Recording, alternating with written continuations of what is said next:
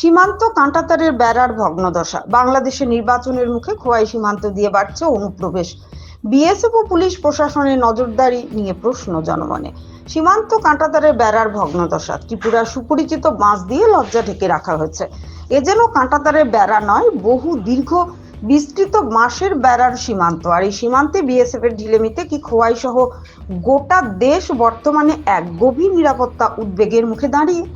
খোয়াই জেলার ভারত বাংলাদেশ সীমান্ত ঘিরে অনুপ্রবেশের অভিযোগ নতুন করে মাথাচাড়া দেওয়ায় জনমনে তৈরি হয়েছে তীব্র আতঙ্ক ও অনিশ্চয়তা। স্থানীয়দের জনগণের দাবি, সীমান্ত দিয়ে অবৈধ অনুপ্রবেশের প্রবণতা বাড়ছে এবং এর মাধ্যমে অপরাধ চক্র বা সমাজ বিরোধী শক্তি সদস্যরা ভারতীয় ভূখণ্ডে ঢুকে পড়ছে কিনা তা নিয়েই উঠছে গুরুতর প্রশ্ন। স্থানীয় সূত্রে অভিযোগ, বাংলাদেশে আসন্ন 12ই ফেব্রুয়ারি জাতীয় নির্বাচন ও সীমান্ত পরিস্থিতির টানাপোড়েনের মধ্যেই আসারামবাড়ি, বনবাজার, পোহরমুড়া, বেলছড়া ও গৌরনগর সহ একাধিক সীমান্তবর্তী এলাকায় সন্দেহজনক যাতায়াত ও অনুপ্রবেশের ঘটনা ঘটছে। অভিযোগ উঠেছে, স্থানীয় দালাল চক্রের সহায়তায় সীমান্ত পারাপার অব্যাহত রয়েছে। এদিকে জনগণের অভিযোগ, খোয়াইতে বর্তমানে সরকারি বিভিন্ন অনুষ্ঠানের হিড়িকের মধ্যে ভিভিআইপিদের সুরক্ষা দিতে ব্যস্ত পুলিশ প্রশাসন। আর এই সুযোগকে কাজে লাগিয়ে সীমান্তে বাড়ছে অনুপ্রবেশের লাগামহীন ঘটনা।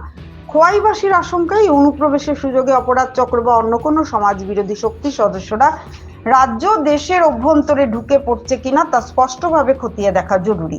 সীমান্ত নিরাপত্তা বাহিনী, বিএসএফ এর নজরদারি ও পুলিশের টহল ব্যবস্থার কার্যকারিতা নিয়েও প্রশ্ন তুলছেন স্থানীয়রা।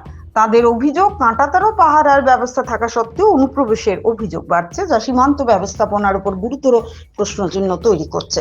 যদিও কেন্দ্রীয় সরকার সন্ত্রাসবাদ ও অনুপ্রবেশ রোধে করা অবস্থান নেওয়ার কথা বারবার জানিয়ে আসছে, তবুও খোয়াই সীমান্ত ঘিরে বাস্তব পরিস্থিতি নিয়ে জনমনে অসন্তোষ ও উদ্বেগ ক্রমশ বাড়ছে। স্থানীয়দের দাবি, অবিলম্বে সীমান্তে বিএসএফ এর নজরদারি জোরদার এবং দালাল চক্রের বিরুদ্ধে পুলিশ প্রশাসনের কঠোর ব্যবস্থা এবং স্বচ্ছ তদন্ত না হলে পরিস্থিতি আরো জটিল ও ভয়াবহ আকার নিতে পারে।